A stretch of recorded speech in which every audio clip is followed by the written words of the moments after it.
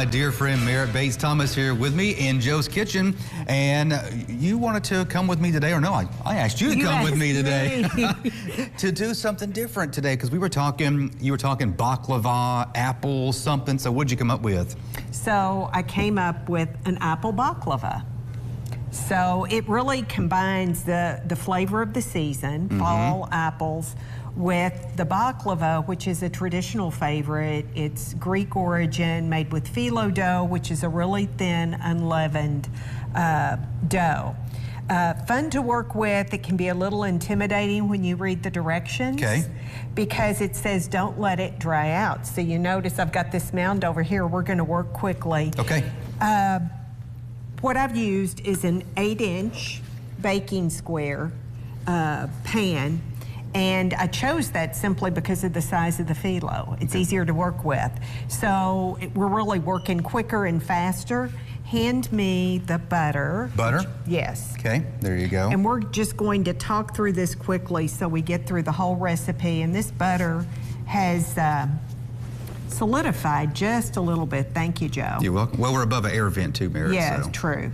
So below, basically what this does is just makes it gooey and delicious, but it also helps those layers begin to adhere to each other, and as they bake, just more or less cook into each other. So for the sake of showing what you would do if you were preparing this, and you're going to see where this tears, don't worry about that either, because in the baking pan, it's not going to show. And once it bakes, so you begin to find that it's almost automatically folding to the size you need. Put that down, and then we would repeat a layer of the butter. If you want to hand that back real quick, we'll get it ready. So traditional baklava, we're going to be fixing the walnuts and the sugar mixture. And this looks like I'm being generous with the butter. You don't use this much. This is the kitchen transition. Butter makes it better. It does, but this is more than you would traditionally use, and that's just because it's thickened up a bit. That's all right. So the next thing we're going to do is come along, and over here I have one of my favorite kitchen gadgets. It is the food processor. And what we've done is put in the amount of walnuts we need. We've put in a little bit less sugar because of what I do, and the cinnamon for the flavor. And we're just going to pulse blend this. Look at that. There you have it. Done. That quick. So, don't want that to slide off, and we'll pull this out.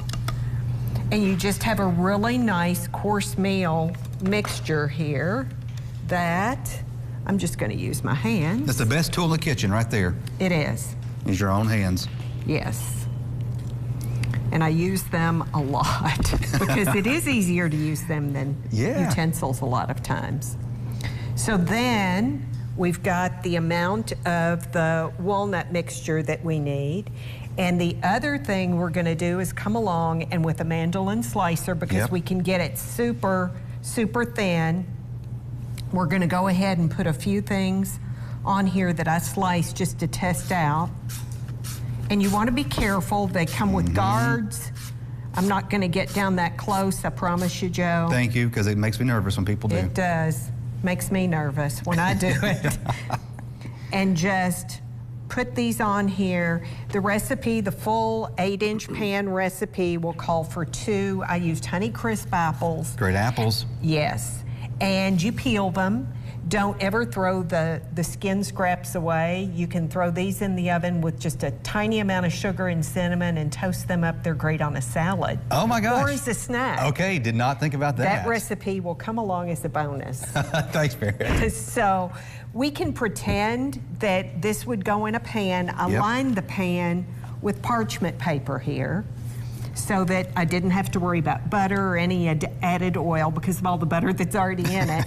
And so you can easily lift this out. You pre-score it, and you're layering. It's about 8 sheets total of the phyllo at the base, 8 to 10 sheets.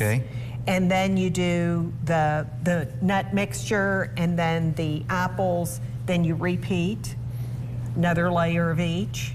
and then you repeat another layer of each, and then you top it off again with that heavy layer of the phyllo. Now I see you have lemon here.